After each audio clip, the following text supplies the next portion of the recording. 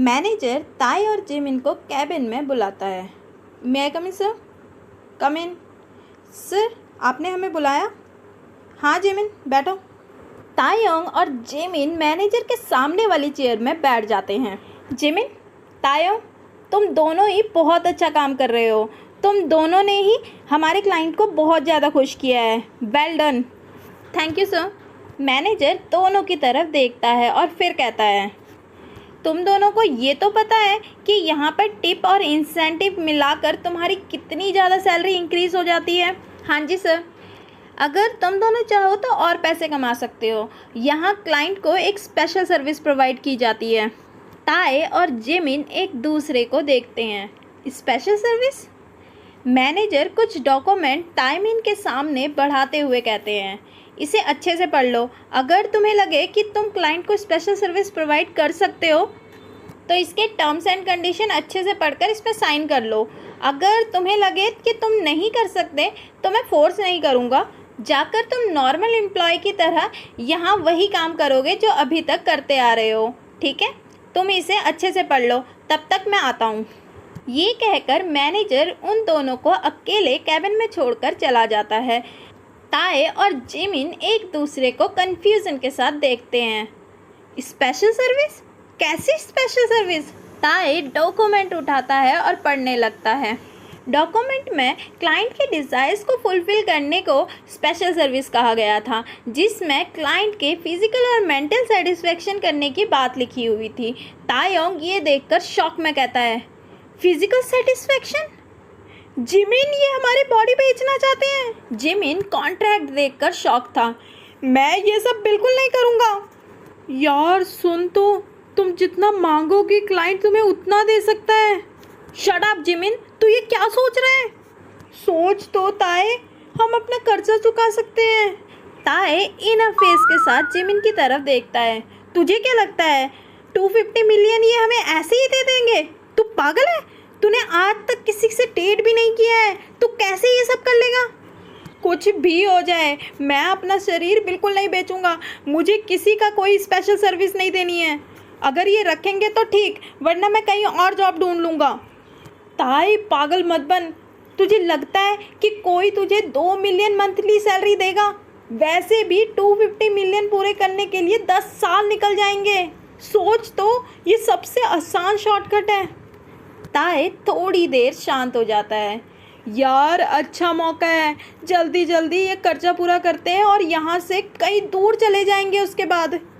नहीं यार, मैं ऐसा नहीं कर सकता। पता नहीं क्यों मेरा दिल नहीं मान रहा है ये करने के लिए। कुछ नहीं होगा यार, इट्स जस्ट अ सेक्स। वैसे भी देख, इसमें लिखा हुआ है तुम्हारी बॉडी का फुल रिस्पॉन्सिबिलिटी क्लाइंट की होगी कि वो उसे सेफ रखेगा, तो कोई तुम्हें नुकसान भी नहीं पहुंचा सकता। पर इसमें ये भी तो लिखा है कि उस क्लाइंट के पास सारे अधिकार होंगे तुम्हारे साथ कुछ भी करने के। यार हम एक बार ट्राई तो कर सकते हैं ना। अगर हमें ठीक लगा तो हम मान लेंगे, अगर नहीं तो मना कर देंगे। इसमें लिखा तो है कि हम कभी भी स्पेशल सर्विस देना बंद कर सकते हैं। इसमें कुछ भी लिखा हो यार, मैं ये काम नहीं करूँगा और ना ही तुझे करने दूँगा। सुन तो यार, एक बार सोच तो सही। बोला ना नहीं तो नहीं। ताई जिमिन को खींचते हुए रूम से बाहर ले जाता है। सॉरी सर, हम ज्वाइन नहीं कर सकते। ओके तायों, मुझे कोई प्रॉब्लम नहीं है। चलो, तुम अपना काम कर सकते हो। जब भी तुम्हें लगे कि तुम इसके लिए तैयार हो तो मेरे पास आकर मिल लेना मुझे। Okay, thank you sir. Manager Jimin को चुपचाप वहाँ खड़े देखता है। ओके, तुम दोनों अपना काम कंटिन्यू करो। Okay sir. जिमिन और ताई वहाँ से चले जाते हैं। हेलो, हाँ बोलो, क्या खबर है? सॉरी सर, उन्होंने ये काम करने के लिए मना कर दिया है। क्यों, क्या हुआ? उन्होंने कहा कि वो इस काम के लिए फ़िट नहीं है, इसीलिए वो ये काम नहीं करना चाहते। फिट? ये क्या बोल रहे हो तुम? यस सर, वो ये काम नहीं करना चाहते। पर क्यों? उन्हें पैसे नहीं चाहिए क्या? वो पता नहीं सर, पर मैंने जंकुक सर के कहने पर पता किया था तो पता चला कि तायोंग पर 250 मिलियन का लोन है। शायद इस वजह से वो यहाँ काम कर रहा है, पर वो इस काम के लिए मना क्यों कर रहा है ये मुझे नहीं पता। पर मैंने जिमिन को देखा था। वो बहुत शांत लग रहा था। वो नॉर्मली इतना शांत रहता नहीं है। ओके ठीक है, पर जैसा मैं कहूँ वैसे ही करना। Okay sir. Yoongi call cut कर देता है। पूरी रात जिमिन को नींद नहीं आई थी। मैं चाहता हूँ मैं जल्द से जल्द ताई पर चढ़ा कर्जा उतार दूँ और हमारे पैसों की तंगी भी ख़त्म हो जाए और हम एक नॉर्मल लाइफ जीना स्टार्ट करें।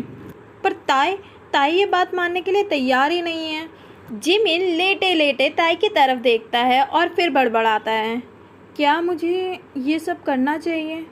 पर ताई का कहना भी सही है ना कि मैंने आज तक कभी किसी को डेट नहीं किया, ना ही उसने। अगर कुछ हो गया तो मैं किसी से शादी भी नहीं कर पाऊँगा और मेरा सपना एक रिच हस्बैंड का, वो भी कभी पूरा नहीं हो पाएगा। मैं क्या करूँ? अगर मैं ऐसा कुछ काम करूँगा तो मैं कोटी वाला बन जाऊँगा। नहीं, मुझे ये नहीं बनना। जिमिन सोचते सोचते सो जाता है। जिमिन के दिमाग में अभी भी वही बात घूम रही थी। वह सोचते सोचते रूम के बाहर खड़ा होता है जिसकी उसने सफाई करनी थी। वह नॉक करता है और दरवाज़ा खुलता है।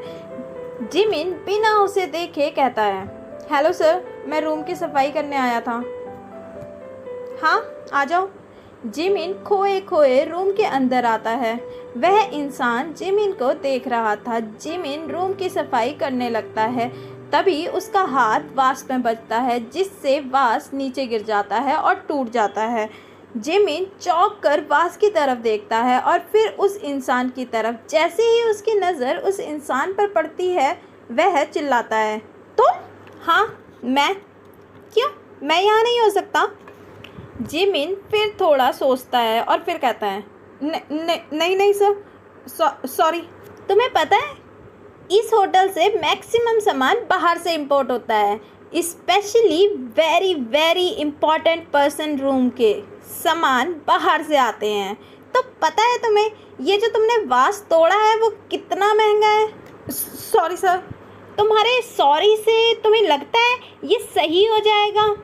जिमिन सर झुकाकर खड़ा हो जाता है। यूंगी धीरे धीरे जिमिन के पास आते हुए कहता है, ये वास मेरे रूम में टूटा है तो इसका पूरा खर्चा मुझे देना होगा, वो भी तुम्हारी गलती की वजह से। I am really sorry sir. Yoongi Jimin के बिल्कुल पास आ जाता है और बिल्कुल करीब खड़े होकर कहता है, पर अगर तुम चाहो तो मैं इसके पैसे भर सकता हूँ।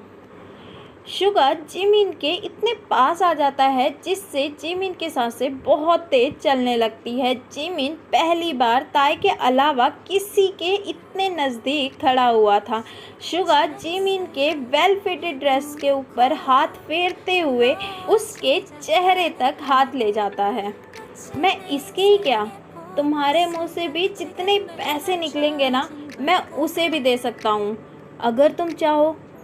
शुगा जिमिन के चेहरे के बिल्कुल पास आ जाता है और उसके लिप्स पर लिक करता है और उसके लिप्स पर अपने लिप्स रख देता है और उसे किस करने लगता है।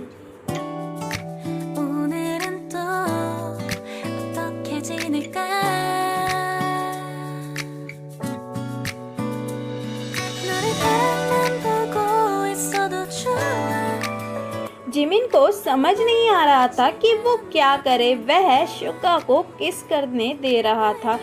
शुगा जिमिन की कमर को कसकर पकड़कर खुद की तरफ खींचता है और उसकी बॉडी पर अपना हाथ फेरने लगता है।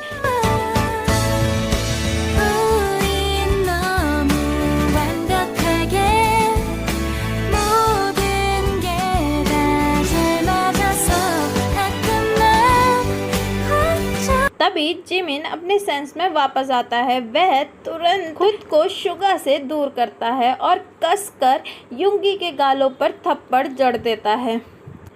यू ब्लडी बास्टर्ड, तुम्हारी हिम्मत कैसे हुई मुझे किस करने की? पहले मेरे प्रीशियस बम और अब मेरे लिप्स। तुम अपनी मर्जी से कैसे मुझे ऐसे टच कर सकते हो?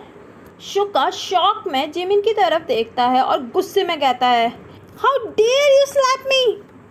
शुगा गुस्से में जिमिन की तरफ बढ़ता है पर जिमिन वहाँ से भाग जाता है। कहाँ भाग रहे हो? रुको, मैं बताता हूँ तुम्हें। ये पार्ट यहीं पर ख़त्म होता है। अगर आपको स्टोरी अच्छी लग रही है तो स्टोरी को लाइक, शेयर और कमेंट ज़रूर करें, और चैनल पे नए हैं तो चैनल को सब्सक्राइब करके बेल आइकन दबा दें, जिससे आने वाली वीडियो की नोटिफिकेशन आपको मिलती रहे। स्टोरी आगे होने वाली है बहुत ज़्यादा इंटरेस्टिंग, तो वेट एंड वॉच। तब तक के लिए bye, see you, take care.